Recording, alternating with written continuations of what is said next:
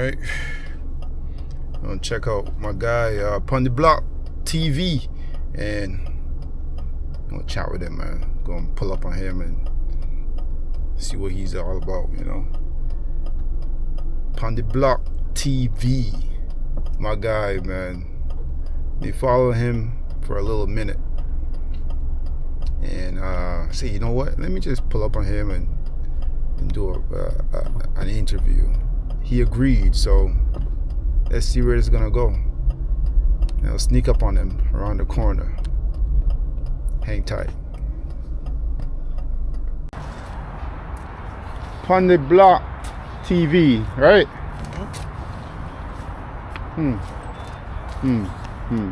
See by yourself? Yeah, I'm here with my man.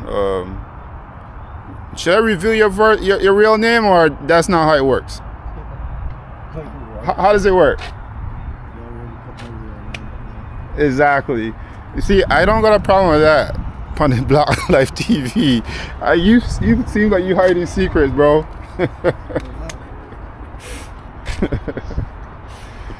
Oh man. What you been through?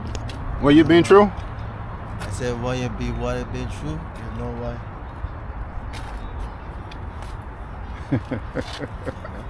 And I should do that exclusive. So I don't really want to get into deep about what you've been through, or you know, or what, but I know I see you doing your hustling thing. You're doing your thing, man. So what you want to know? I just want to go deep, like usual. Like for me, I always, when I see something interesting or somebody interesting, I'm like, you know what? Let me find out a little bit more about them. Let me dig a little deeper. So here we go. So what inspired you, right, to start doing your thing? I see you start going really hard. What inspired me to start doing like videos and stuff? Well, no, I know you've been involved in like dancehall and stuff like that for a while, because you probably don't know, right? But I don't know if you remember, like this is like going back like years and years and years ago. I was with Hyper and them, right? And we pull up on you down in Kitchener or Cambridge or somewhere. Yeah. And that's where I first met you, because you know, as usual, Hyper don't usually tell you where he going. He just like show up. And that's how I first met you. But you know, fast forward, and now I see you start doing some videos and stuff like that. How'd you get into that? What, the social media stuff? Yeah. Well, what inspired you? Originally, when I started doing video, it was, I had seen, alright, I started as a DJ in clubs in Canada and stuff. And then I decided to go into photography and video, because I feel like the DJ scene was saturated and it wasn't really making much money, you know. Started out like $50 and went up gradually, but I just start seeing like too many DJs, not a lot of media people. So like people like Joe Cloud back then, it's so like I seen their work in Barbados, and I was like, well, them guys in Barbados, so I'm here in Canada, so it don't really, it's not like a copy thing, you know what I mean? It's me setting my own lane. You find that the DJ business, like for you as a Bajan DJ, right, or a DJ from Barbados, that it's harder in Canada versus Barbados? Because I know like DJs do really good in Barbados, but Barbadian DJs seem to be like they don't usually get on the top. You know what I mean? I mean on top. Well, for example, name a Barbadian DJ here who's like on some big events. You mean like they will like go for somebody else, like Puffy or somebody, to come in to be on the big events? Probably. That's what you mean? Yeah, probably, yeah. I don't really know Barbados DJs here that are top like that, but a lot of DJs don't really push that. They're from Barbados or not Barbados background sometimes too. Oh, I see. Some of them be like Barbados background, you don't even know. Oh, I see what you mean. Because you know what I'm trying to do really is like for me, and you know, if you know the history of Hyper and so forth, like we started out doing reggae, right? Yeah. So we were doing reggae hard from like teenage years, right? Yeah. And we never really got on big shows, like big reggae shows. Yeah. Right? And like the Jamaican artists and Jamaican DJs and them, they always lock that down. So that's what I'm really kind of like, you know, trying to say to you. Oh, yeah, because that's their area, right? Like same thing, like you'll bring a Jamaican DJ to do soca music. Well, but you know, in Canada, really, I think it's an equal opportunity, because in Canada, if you got the dub plates, you got the music, right, and you got the audience, why not give it a shot, right? You're a DJ. People relate to music no matter what. No matter where you're from, it's just how you market yourself or promote yourself. I imagine, but I didn't see it do that for us. It didn't do that for us. All right, but when you go Barbados, right, and you go on the scene in Barbados, you see like Jamaican DJs in Barbados DJing on the big shows. No, but that's Barbados. Yeah, so I mean, this is Canada. Really, I know, this but is an equal opportunity area.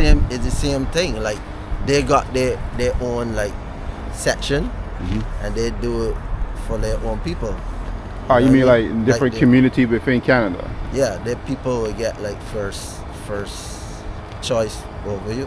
They get the first call. Yeah. They're connected to the people also back home, right?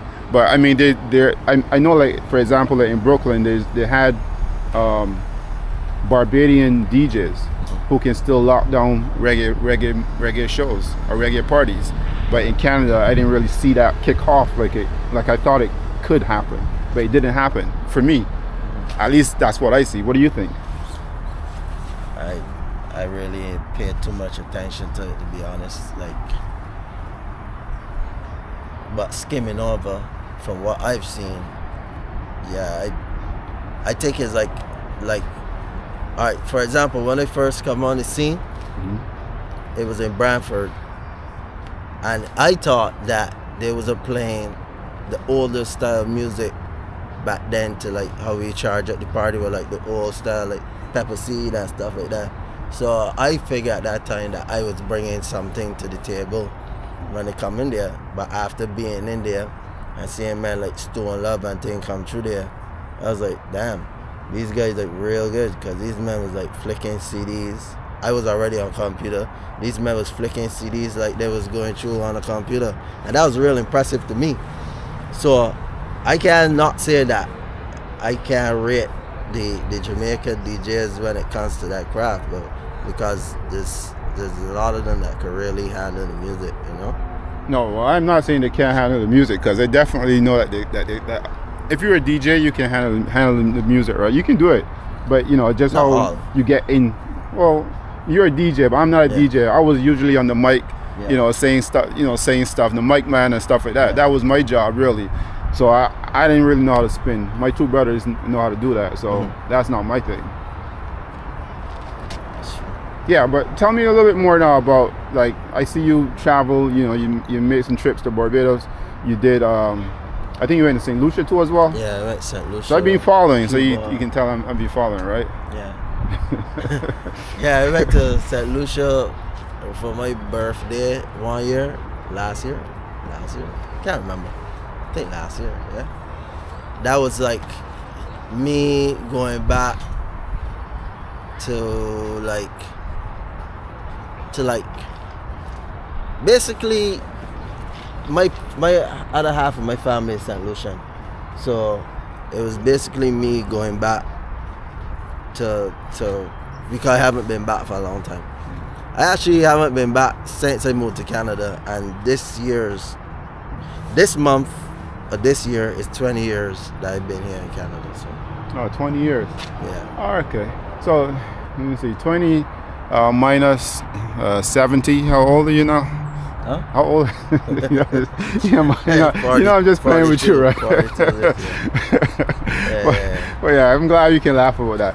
But you know, so are you connected? Like, I see you do a lot of dancehall stuff, right? Like, you see all the artists come up and stuff like that.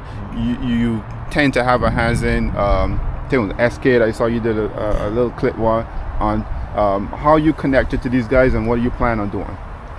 Well, in terms of SK, I actually basically sponsoring SK stuff here because a lot of people may not know that that guy is really, really, really talented. I know he can jacket any day. If you got like real talent, I gotta be straight up and say this boy got real talent. Regardless of the fact if me and the person disagree or not, I can identify the person's talent over the beef any day. You know what I mean? But I just seen SK there, you know, people in this industry need a team. And he got a lot of talent, so it's just now to let other people see the talent. Cause that boy sitting on so much music. That boy sitting on as much music as Carter right now. Because I don't know, it's like every day I hear from him, I hear a new song. So he's just trying to like get it out there now and build his thing so that other people across other areas will know who SK is. So I basically like take on the role of like promoting, and I sponsor him and managing it right now. All right, cool. So I want to ask you this about SK, because his genre is mostly, how would you describe his genre? He's versatile. He could do anything. Do you think that that's important in these times, or do you think he should label down and knock down which one exactly he's dealing with? No, because he don't actually got to be an artist. If anybody know, SK write for a lot of big artists right now. So he said something to me which was so funny, but I understand it. He was like, I was like, so why you didn't bring out, because he had a couple tunes, right? And he only brought out one last year, which was Grind, soca tune. I was like, why you didn't bring out more tunes? Like, you got all these tunes here, why you bring out more tunes? It's like, man, Marcus, man, I feel real bad, like, competing with myself every year. I was like, I never even think about it that way. Because if you write 5 songs for 5 different artists and then you bring out a song, you really competing against yourself because you write all 5 of them songs.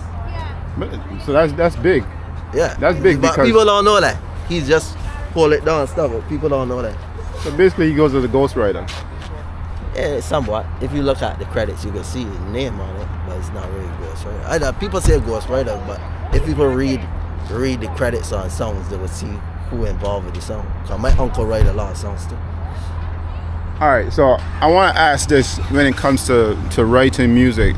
I mean, he might be able to answer this and not you, but if he writes music for, say, a soca artist or Caribbean artist, right? Does he get the rewards there, or does it have to be an artist with a label outside to get real rewards? No, because SK is a registered artist, so any song that he actually touch and then put down the percentage on it, when it goes into things like the distribution, the can't remember the distribution thing name, DistroKid and all of that stuff. When it go through there, it actually divided the percentages in there. Pretty cool. Now I want to ask you another thing here too, because we were talking earlier about the DJs like from Jamaica and Barbados or whatever, right? And just being in your own community or your own area. Now, for SK, do you think that the same thing could happen to him? Because his style is more like what do you call it, bashment, or more reggae, or what do you call it? With anything. I even hear the man sing a French tune. The man don't even sing French. The man sing an African tune.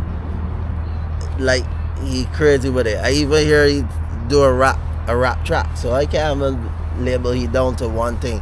It's like it's like myself. Like, you got a lot of talents, and like you can't just hold me down to one thing. You know what I mean? Because like I could cut hair, I could do music, I could do videos, I could do a bunch of things, but it's at the end of the day, you know what I mean? Can't just lock down the person on one thing. Yeah, I definitely agree with you with the talent part, but I think, well, I'm not, you his manager now or what? Well, somewhat. I handling things right now, so somewhat. I ain't gonna get into that. I want to stick with you really, because I see you doing a lot of good things, and that's like with the promotions. You're trying to get obviously more artists out there. You're also trying to get more awareness of what you're doing. I used to. As of this year, I kind of stopped that. Like after I left Crop Over, I kind of stopped that. To be honest. Oh, why is that? What happened? Back in, but what happened? Huh? What happened? Why did you stop that? Like, to me, it's like you're pushing, but a lot of people don't got the same drive for them own thing. So why should I got more drive for your thing than you? Type deal, right? It's kind of like me doing my thing here and trying to reach out to you to do this, right? So it's like you see I'm pushing to make things happen. You agree. You're doing the same thing. Like if I had come out to you like a hour later or something like that instead of on time. That sort of thing, you know what I mean? I'm glad you mentioned that, because how did you feel about me being on time too? Yeah, that's good. That's good. I respect people's time straight up, because like you don't know that I in different industries, even with the furniture install and things. So I do business on all different kind of skills. So I already know like what it means for like things like that. You know what I mean? I didn't. Not that I didn't expect that, but I'm glad you mentioned that, because it's a pleasant surprise. Because often I talk about the time thing and being in Barbados and how frustrating it is for me. Yeah. Because, look, man, I ain't gonna lie to you. I came to Canada when I was a teenager, right? Mm-hmm. So I go back all the time. But no, I mean when you go back, you get frustrated. When I go back, I get frustrated about my people in Barbados and not respecting my time. It just burns me up. I can't deal with it. I tell people already, Bajans in Canada could go and work anywhere in Barbados, but Bajans in Canada could go and work anywhere in Barbados. Bajans in Barbados, half of them can't last in Canada. Trust me. Trust me. Like the whole drag the foot thing, even I can show you a comparison. Show me something. Tell me what you're talking about, because I know exactly where you're going with this. You see that chauffeur thing? Hello? See Tim Hortons come out here? That can never run. Like all them people fired in chauffeur. That if they come in Tim Hortons and do that. Everybody. I just be so crazy with it, right? I go work in a factory when I was here. I swear, and I going fast.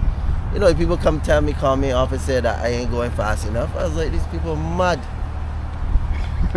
Can't do that. I was telling we were talking. I say, look, over the years, I made a conscious effort to step up my speed, production, and things that I do. But even now, sometimes people might say he's casual or whatever. I don't know, but I still try to go hard. It's like a conscious effort from me. What do you mean? With your videos or in general? Oh. In general, if I'm walking like say 5 minutes or whatever, after a while I'll start going faster, because it's just a conscious effort. It's like for me, it's like recognizing the time. I don't know if you understand what I'm saying, but yeah. Like our appearance means everything, and how you appear to the audience or to people, that's really how people's going to judge you right away. I mean, afterwards, when they meet you and they talk to you, that's going to change, obviously. But if I see someone from a distance, you're going to say, man, they staying here from here. He ain't look too right or whatever, right? So that's always the appearance. That's what I'm talking about. So my business-like effort is what matters to me. You know what I mean? Yeah. So I know what you mean. I know exactly where you're going with this. Yeah. I keep it real. I ain't worried about that. So what's next for you, man? What's going on? What are you doing in Toronto? Because you don't live in Toronto. No. You working on something? Well, I actually had some fish gate batter to drop off, and some other orders. Like I had some patties. Let people. I introduced the patties because I only started the patties last week. So introduce the patties to the people. Fish gate batter, yeah, that's it. Oh, cool. So is that something that you do that people should know about? Yeah, I made the fish gate batter, the better batter. The better batter? Yeah. Because I got a guy who does the same thing here in Toronto too, Shakers, right? And he's Barbadian too, and he does something very similar. So I'm saying like it's good that we all can promote and push these things out there so that people know exactly, you know, where they can reach to, you know, sweet bread, you know, all kinds of stuff that people do within the community, right? I do by order. So anybody reach out to me and want something by order, I do by order. But I look into like I kind of like dab my foot in it, and I kind of like it because I can spend a whole day, a whole week just cooking different dishes. You know what I mean? It'd be good. Somebody hire me on as a private in-home chef or something. That would be good. But for right now, I doing what make me happy. Explain that. Huh? Because I mean, like I see you like on Instagram and you know, doing your promotion on social media. Like, I think you're pretty cool. You're pretty talented, editing and all that stuff. So I'm just wondering, like, you willing to give that up to be a top chef? I give anything up. I give up Barbados and come to Canada. What do you mean? I remember the day I come to Canada. I had 200 US in my pocket. I just sitting down on the block and I do so and just get up and just say, yeah, I leave in here, and I just disappear from Barbados. The next time they see me a happy person, I land the year after. That's it. That's pretty. Think about it too much. When I was in Cuba at 15 years old, doing a scholarship, so I was always gone. So you're always fast thinking. You're always like on the next move. You're not stagnant. No. Yeah, that's pretty cool, man. And I don't got no attachments either, because I ain't got no parents backing me from the time I left. I went to Cuba, I ain't had no parents backing me. So that's 15 years old, all know. But so explain, like, I need to know more. When you tell me you didn't have parents backing you at 15 going to Cuba, you explain I'm an only child to my mother, and I'm my father's only son. And I don't have no relationship with neither two of them. Well, are they gone? No, they're very much alive. I just don't got the relationship. So, hey, no, Pondeblocktv is a bad man because he's a bad man. I will tell you something, right, about me, right? I cut anything bad out my life one time without hesitation. You know what I mean? And if that was what was holding me back from progressing, then that's how I had to go. I never regret it since. So don't worry. Okay. So, what allowed you at 15-year-olds to make them kind of decisions, man? Like, what was going through your head? I didn't make that decision at 15 years old. At 15 years old, I get packed off to Cuba and just get left out there. That was a funny situation, but yeah. Excuse me, but stuff like this I have to ask questions about. Like, were you kidnapped and someone just no. We got you a ransom? Use you as I don't know, collateral. My mother was identifying me as a bad kid, but I wasn't really a bad kid. You know what I mean? You're just doing some bad stuff. No, I wasn't even doing bad stuff. That's the thing about it. Little stupidness like toss a shoe on top of a roof or little stupid thing like that. It wasn't like stealing cars or anything like that. Like, it wasn't doing anything bad. I never used to deal with the drugs or anything like that. But I was labeled as a bad kid or whatever the case is. So she put me in the youth service. Youth service? Yeah. What is the youth service? It's like a boot camp thing in Barbados back then. It's still going on now. She put me in there. So when she put me in there, I bring my best friend with me. And I sell he on coming in, so he went in with me. And like, you see a lot of crazy stuff. But the thing about it is, right, a lucky thing, when I was younger, I went into the street early. Just to I wasn't really into all the stuff the other people was into in the street. But I can say one thing, a lot of the people from the early identify me and respect me. There wasn't nobody in my area or neighborhood ever passed me a joint to smoke, nothing like that. Like we all the way be on the block and everybody be like, yeah, but he don't smoke, boom, whatever the case. Nobody never passed me a joint. Nobody never sent me to do nothing like that. So I didn't like that. But my parents would never even know that life about me because they never even look into anything like that with me in terms of that, because I basically get raised up by my grandparents, right? Mm-hmm. So, yeah, and in learning them things, when I get to the youth service now, you see people get stabbed up and all kind of things. You know what I mean? So it's like them things never really fazed me. Like I was on stilts one night. I remember this like yesterday. I was on stilts one evening, and then a whole fight broke out, and then big rocks and things start flying, and I was on stilts, so I likely to get hit. So you were doing your thing on top of the stilts? Yeah. So I likely to get hit. So my best friend come down and pull me off, and I got the thing still strapped to me. So I was like better off down on the ground, I guess, and I tried to unstrap quick and get away from there. But yeah, that was a crazy time, and nobody never really, like, I was in there, she never checked for me and see like if the people harm me or anything like that. So while I was in there now, I was like, basically the guy identified me that running the academic program, see that I was like tech savvy, so I was basically running the computer room. So from there now, they put me into, they had scholarships going out, so they put me into the scholarship.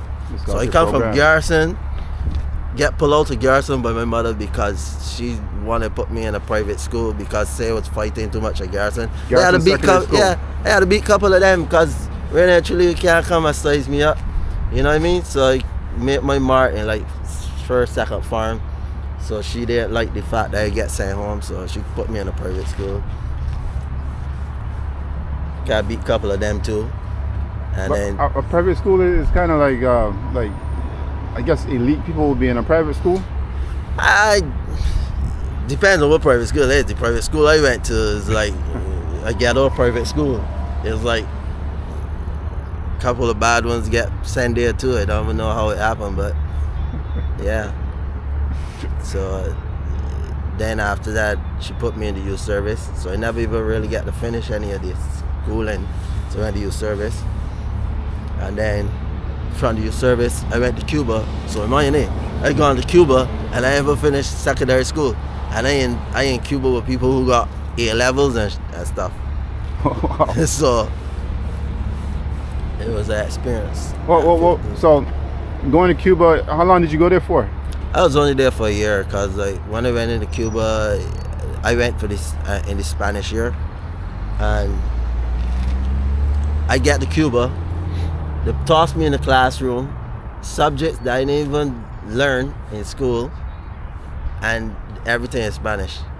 And what was that experience like? Was it frustrating? I didn't know no Spanish. Did you at least learn some things in Spanish? Well, I didn't learn it in the class. I tried to learn the book, and then I end up going in the street. So I start like traveling around Cuba by myself. Well, me and the girl that I was talking to. Was she speaking Spanish? She speak a little bit, but she wasn't really much help for that. You know what I mean? She'd backing it financially because like you just jump in a rent a car. Rent a car, but I had the license. Just rent a car.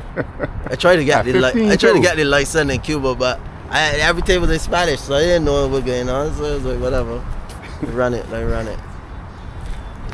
Yeah, that's interesting. And then here you are. Did you make any stops between Barbados, Cuba, and Canada, or was it after Cuba for the Spanish year? I went to New York. Which part in New York? In Brooklyn. In Brooklyn. Yeah, when I went to Brooklyn, I graduated in Brooklyn in 1 year. When you say graduate, you mean from high school? Yeah. Oh, okay. So you got some history in Brooklyn. Yeah, I do actually 3 years in Brooklyn, but I do 1 year in high school, and I graduated at 18. What was the experience like for you in Brooklyn? Well, Brooklyn was a time because I see people get beat down in Brooklyn, nobody ain't touch me, so it's good. Why do you think that they beat down them people and they didn't touch you? I don't know. I see one guy, I was walking down the hall to go to class, I see one guy get knocked out just like that. And then to find out he get knocked out because he wasn't dressed fly. So you was always dressed fly, I guess? Well, my aunt used to make sure that we was always fly still. Like every week, she would give me money to buy sneakers.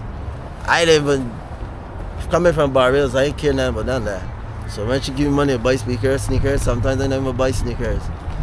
It come to a point now, my sneakers still clean to the 9, a year or two past. My cousin, he see how fresh my sneakers are, he want to buy them off of me.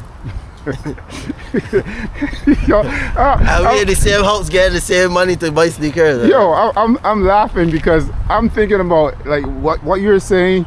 I'm thinking about Brooklyn, right? I'm thinking, what, like, you can get beat down in Brooklyn not dressing fly. That sounds crazy to me. Yo, I went to one time, I went and checked this girl when it's online dating thing, but it wasn't really online dating. It's like a site called Black Planet, and I meet this Russian girl on Black Planet. Yeah, I meet this Russian girl on Black Planet. I left my eastern part way home, gone all the way down to Coney Island, ain't know nothing. I gone up in this crib now. This girl like mother like own half the block down there, like stores and it. So she live in this gated community. So we walking now, and these people talking as they see this, and she's like translating. She's like, they say like bad stuff. I was like, damn. So we gone into this girl house now. It's like condo thing, nice, real nice, look like a hotel. And she mother didn't know she was at home, right? Right. So she was like, all right, we gotta cut from here. So like we left there, and then we went to the friend, which is like out to the community. She live inside, like down by where the stores is. So it's like more like house, like apartment style. Gone in there, they're chilling out, playing video game, and all I hear is push. Like 10 guys bust through the door. I was like, what is happening here? Just like that. So I seen them like all wearing red. I was like, damn. So then there's like, yeah, we just beat this guy up down on Coney Island. He took his shoe, So he like, they jumped the guy. I was like, oh. So then one of the guys called me, where you from? And I ain't saying nothing. I just waiting for the girl to cut in. The girl ain't cutting in. He's like, where you from? Well, because I already know where I'm from is a Crip area. So even if I say I have problems, I got like about 15 bloods right now surrounding me, and they were looking good for me right now. So then one guy phone ring, and then the both and left. I was like, I gone from here, never see that girl again, never went back. That's crazy. You consider yourself lucky? Well, it gotta be luck, grace of God, all about. I had a lot of situations that I could talk about still, but yeah, that was the first one. In my time, like I spent a bit of time in New York too, like not living, but I'll go back and forth from Toronto to Brooklyn, but in that time it wasn't like gang activity, it wasn't heavy, and then after a little while I started hearing more about gang activity in Brooklyn and New York. So I'm glad I didn't experience that. Back in my time, you had to wear. You couldn't wear no red. You couldn't wear no blue. Like you can't wear like how the people wear now all red and all blue. You can't wear none of that. You had to like mostly come out in a white tee or anything like that. Yeah, actually, at the end of my teenage years or so, I started hearing about you don't wear this. You can't wear no yellow because you'll be Latin King. Not as like many years gone by. What do you think about that? What do you think when you think about not wearing a color? I mean, we understand it, but what do you think now? You be more mature now. When one thing fades out, something new come out. So right now could be something new right now. We don't even know. I try to like keep up with it because I got children, so I try to like know stuff that going on so that they don't like send something over my head. Right. I try to like keep in the know, so I know like if my children going into a path that I don't like. Yeah, that makes sense. I never thought about it like that, but it makes sense. I mean, for me now, like, I guess it's the online stuff now too, where you gotta keep kind of in contact with the codes and what they're doing and saying, right? I try to keep up with these abbreviations and things with these words and stuff, and what words they're saying. Like I had to look into that 6-7 thing find out what's going on with that. 6'7", I don't even know what that is. Yeah. You tell me what that means, just in case. They say that don't mean anything. Every time I look up, it say it don't mean anything. But I seen one thing and it means something, so I don't know. I don't know 100% what it is. You're gonna ask your viewers what 6'7" mean. I don't know. Yeah, what does 6'7" mean? Somebody gotta explain that to me, you know, straight, because I don't understand. As a matter of fact, I don't even care too much about, like, you know, the criminal activity, like on the streets or whatever. I try not to understand too much, because I think, like, once I understand more, then I'm too aware, and then it kind of like sinks me in. So if I just, you know, normally go through life, I don't think about that stuff. I don't think about that stuff more. Like before, in the past, I used to, not anymore. Me, I look into it mostly for my safety and also my children's safety. That's basically. Other than that, I could care less. But yeah, it'll be them two things. Are you still DJing? Yeah, I just dropped something there 2 days ago for a lady that doing the fitness thing. She always tell me, I need you to like show me like a mix that you do. So I did it with a with a little drop saying her name in it, and she like it. Nice. And mostly your community that, you know, reach out to you are mostly what, the reggae, the soca, or a mixture of everything? I don't dive that deep into DJing. Like if somebody want me to DJ, it comes down to the money factor. I don't really care about who, what genre or nothing like that. I can play everything. I don't care. Yeah, pretty cool. I could play EDM. I could play anything. I don't really care what it is. Oh, cool. Half of the songs I don't even know. I just pick them up and just put them together.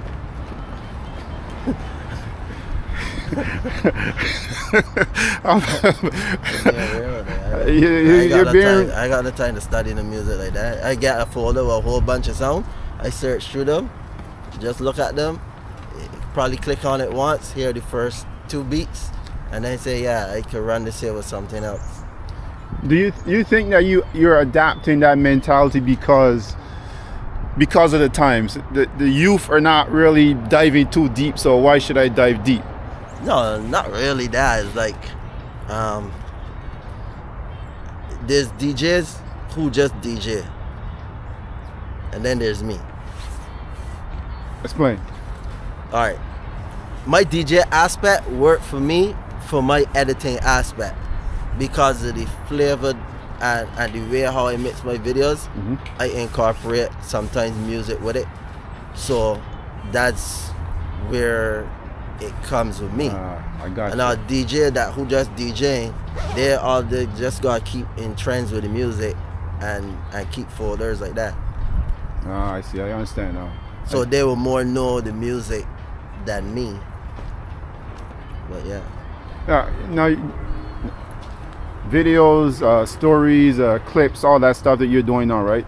So you're versatile, right? Yeah. So someone was saying, like, you know, these days doing long stories, like now I'm here 27 minutes with you doing this interview. Now the younger people only want like 10 seconds. You do 10 seconds if you're advertising, right? Now if you say going on your YouTube, you don't gotta worry about it. But if you're just taking clips out of it to advertise, to draw people to your YouTube, that's the angle you go with it. You don't like just post it on Instagram like in five parts. That make no sense. Yeah. So for me, I like to do things like from ground up. So it kind of excites me to watch something grow. That's how I am. So if I start and it is like huge, that doesn't really excite me as much. When I start from 1 or 2, that really excites me, watching things grow. That's my drive. So that's what I'm all about. So like doing these stories, like for example, maybe say next 5 years you might be huge and I might not be able to do this interview again. Actually, I'm looking for people that, say for instance, I interview them now and I can't get to them in 5 years. That's the stories I want to tell. That's the stories I want to tell. You interview me now because 2 years prior, I probably won't be here talking to you right now. Well, what's the plans? Or you don't have I plans? probably would have been dead by then. Oh shoot! So why would you say that? it's true. I had a situation where somebody had like a gun to my face. Are you serious? Are you talking about like from doing what you're doing, or are you just talking about like someone just didn't like you, or what? It was a setup scene. It was a setup scene like somebody didn't like me. I'll say not like me. And then they sent somebody, and that's what happened. Usually, I mean, like you see that stuff in your like in your teenage years, right? But when you reach 20s and 30s and stuff like that, like most of the time that shouldn't happen. I'll be honest with you. It can not for just likes. It can happen anywhere, anytime, anything. So what happened out of that? You just brush it off and just keep moving? What is to do? It's just. Was that in Toronto or? Nah. It happened up my son. Oh, okay. Okay. Yeah. Is there a case or not really? Just street stuff. I don't know what the hell going on. Tell you the truth, I don't know. You seem unfazed about things though. You seem pretty cool and calm. If it was gonna happen, it would have happened. You know, it's so calculated, right? It's so crazy. I give you like a brief story of that situation. I was even supposed to be there. I was out of town. I come back and I had now finished shooting a music video for an artist. So when I do videos, I be like sometimes excited and I just want to like get it into my computer and just start working on it right away. Right. So I left home and I went to my office and I started it. It's like 8 o'clock in the night time. I was in there. People say that I always like mess with time. Cause I would got something to do. As soon as I get in the office, I on my phone doing everything else except for what I gotta do, right? So I say just texting. You're easily distracted. Sometimes. So I say just texting. I hear my door knock. It's like 8 o'clock at night. I say, what the hell is that? Because nobody had no idea. I always keep that door locked. Even from the first time I moved there, I always keep that door locked because I don't want nobody pull my door, you know what I mean? I just walk in there, so I always keep the door locked. But the door make out of glass. So I was like, so I text the person, they say sign off feel right. So I get up now and I went and answer the door. And I answer the door, see this guy, a white guy, outside my door saying he wanted to book a photo shoot for his daughter. That time I had my knife in my hand, right? I had my knife in my hand. You answered the door with a knife in your hand. I had my flip out knife in my hand. That tell you how much. You're ready for war. Yeah. I had my knife in my hand, right? And I talking to him. So he asked me that. I was like, in my head, it don't sound right. But then I still give information whatever. So he gave a business card. I gone back and do what I doing, right? Then while I there, I hear more aggressive knock come next now. Police. I tap well to answer, right? I tap well to answer. Because I got frost glass inside and being I got frost glass inside, you can't see in, I can't see out. You understand? So and then you I had both can't curtains. see each other? No, you can't see each other. Okay. But I going for the knock. Right. Now I had a suspicious person at 8 o'clock at night at my office, which don't got no timing on it that I open. There ain't a sign outside saying I open. Right. And but it's so funny. Before that happened, I always tell myself I never put in a sign on my door. So this whole time I never had a sign on my door. The thing that made me put the sign on the door after like a year and a half, you know, the thing that made me put a sign on the door to say there's a business there, somebody parked right in front of my door and I couldn't get into my door because their car is parked right there. So now to stop them from parking in front there, I put a sign on my door. Right? Because I always tell myself from the time I put a sign on my door, my business will go down. I tell myself so from before. You know what I mean? I ain't gonna ask you nothing about that yet, but you said as soon as you put a sign on it, the business will go down. No, I tell myself so. That's why I never put a sign on the door. Alright, cool. You know what I mean? I tell myself for the time I put a sign on the door, that business will go down, right? Alright. So now with the sign on the door, people know where it is. Because that's how you know to ask me that question. I had like a storefront. So I right there at the road, right? So when the aggressive knock come in, I was like, yeah, this ain't nothing good. So I put down the knife now. I tell myself, if it's a situation and I got a knife, it's more likely that it can escalate if I got a knife on me. So I just put it down, right? And I tell myself, before I open the door, I tell myself, I sign out. Whatever happened. Okay. But the person on the phone know that something potentially could happen. And I got cameras all over the place. See, you at least you had the person on the line still, like while you answered the door. I had the person on the line still. I was texting. I was up. Oh, okay, gotcha. But I had cameras rolling the whole, like, inside and outside, right? Right. So when I opened the door, that's when I was met with like the gun or whatever, and then I know who it was right away. And then the man, he come in and smashed the computers and stuff, and the other guy that he bring, before the white guy, he was actually there to canvas to canvas to see if I was in there. That's how it went. It went like one of them scenes. Right, I understand. You could canvas to see who in there, if he was somebody, and then the other person come. Right. You understand? But when they pull the door is locked again. Right. So you have to knock. So now you get frustrated. And the frustration would be because the person come out of town to meet me, right? I figured this is something I figured in my head. You get more frustrated because you don't know when they're gonna be there. So from the situation that happened before, you can't tell that I was going to be there. So, which means if you can't tell I was going to be there, you went there a couple times. That's right. So if you went there a couple times, you never see me. The one time we went there, which happened is so funny, it was April Fool's. You understand? The one time you went there, and you get there now, the door locked after the person you send there take the door. Now the only reason I open the door at that time is two things. My office was a full glass, everything was glass, like the door was glass, everything. I break one of them before, so I know how it is if it had to break. Right. I got over $100,000 equipment inside there, so I don't want the door break.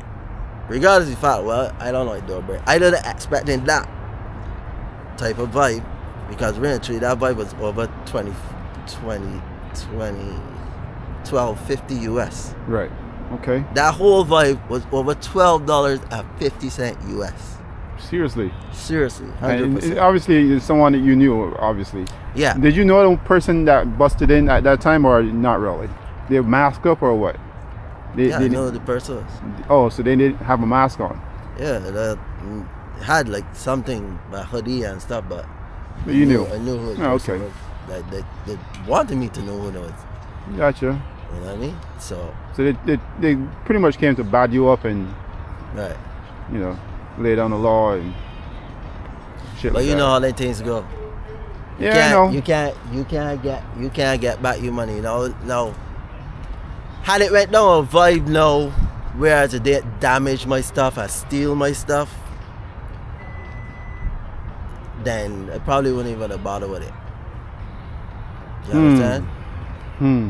But no, that's a business and my stuff insured, so really and truly, like, insurance need the video in order to get my money. So all right, so you got that part covered, and now there's problems for the person who busted down your door.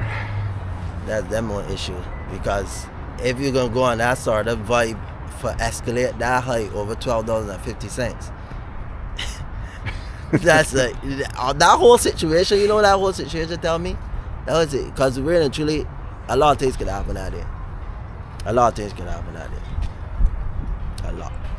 But my children, one could have been in there playing video games, which is a sign that they usually do sometimes. A lot of other different things could happen up to that there. Like, and it just made me see in life that you can't really sit around and study things or wait on people and anything like that. Right. Mm-hmm. Because everything that happened for me after that, why would I even be worried? You know what I mean? I got people like so crazy. I just left Barbados, and the morning I bought the ticket, I say, okay, my cousin turned 40, right? The year before. I never was able to make it. She wanted me there, right?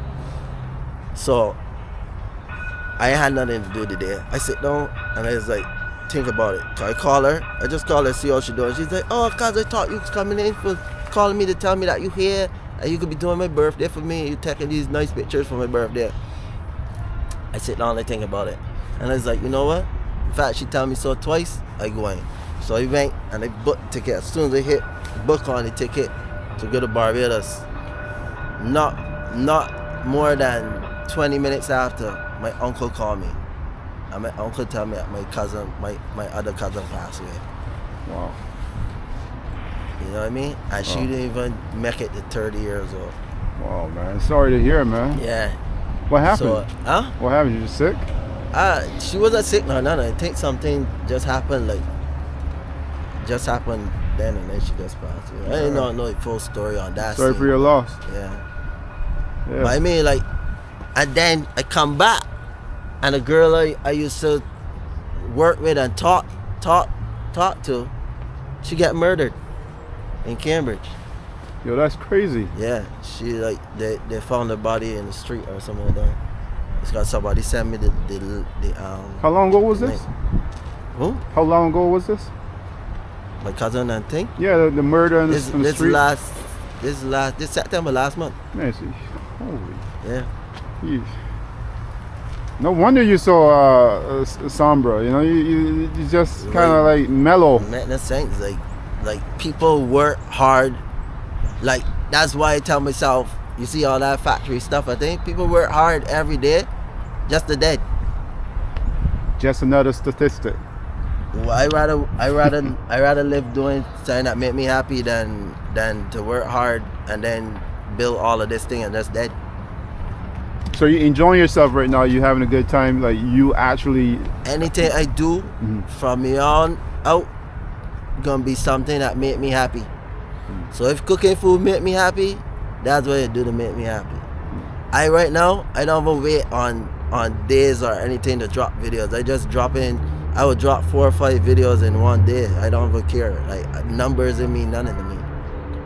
Do you have a plan, like, for stuff like that? Like, say for instance, you're talking about the videos, right? Do you have a plan where you say, okay, 2 months from here, that's all out the door? You just do things whenever you feel like it, anytime, I already anywhere. there. I already there right now. That's what it is right now. It's just drop the stuff as it is. Like, I got so much equipment. One thing about me, anytime I do anything, I got the top of the line equipment for everything. If I doing photography, I got the top of the line equipment, microphones, cameras, lights, everything. If I cut in here, I got like the latest machines, every single machine you think about. That's just how I do it. All right. Yo, man, this is, I feel like we got to catch up again because I was making a conscious effort to try to do like more of these interviews and stuff like that and collaborate with people within the community, right? So, you know, this is pretty cool that you answered and you say, yeah, I'll do it. You know, I appreciate that. Because, like, I'm gonna tell you right now, right? Like, me, I'm a person that I don't know, it's go by some sort of code. You know what I mean? Somebody, if somebody asks me something and I feel like, you know, it will help them or whatever the case, I'm gonna say all right to it, because at the end of the day, people helped me back then, you know what I mean? So why would I help somebody? And also, like, if I tell somebody something, I'm gonna do it. If I'm not gonna do it, I'm not gonna tell you I'm gonna do it. I really appreciate that too, because, you know, sometimes I get frustrated because sometimes I talk to people and the answers are never straight, right? So it's like, oh shit, well, where am I going with this? What are we doing, right? So what I'm saying is, this is really cool that we're doing this. You know what I mean? Yeah, man. You just keep the thing up. I remember seeing you doing the thing with the horses. That's why when you messaged me, I didn't know really where you was going with it, because I know you do your thing with the horses and stuff. Yeah, but you see the thing, we talked about this earlier. It's not only horses, right? So my initial start in life was to be a journalist, and obviously life happens. So I'm like, you know what? My thing is doing stories. I want to do more stories, and I'm doing more stories. But the horse people are kind of like dear to my heart, because I really respect that drive from those people. They get up early in the morning, man, 3 o'clock, 3:30 in the morning, go and deal with the horses. You know, that's a lot of hard work every day. Can you imagine that? Every day? You go in a horse stall every day, 3:30, 4 o'clock in the morning. When I was at Barbados last time, this last trip, I actually sit down on the street right there by the turn when you go into Pebbles. Like to go to Radisson. I don't know all those. I ain't gonna lie to you. I don't know every place in Barbados. Well, the turn to go into Pebbles, the men walk with the horse come down Pebbles Beach, yeah. Yeah. So my idea when I was initially standing up there was to capture that there when the guys come down before this, like the sunrise up. You see the sunrise up too in that, right? Yes. I'm there with a Mercedes. Error 1, which didn't click to me. I'm out there by myself, and this guy just walked down the street. As soon as this guy walked down the street, police start driving down slow. You know, I get in my car and just left from there, because I tell myself, that situation, I just put myself in a situation there.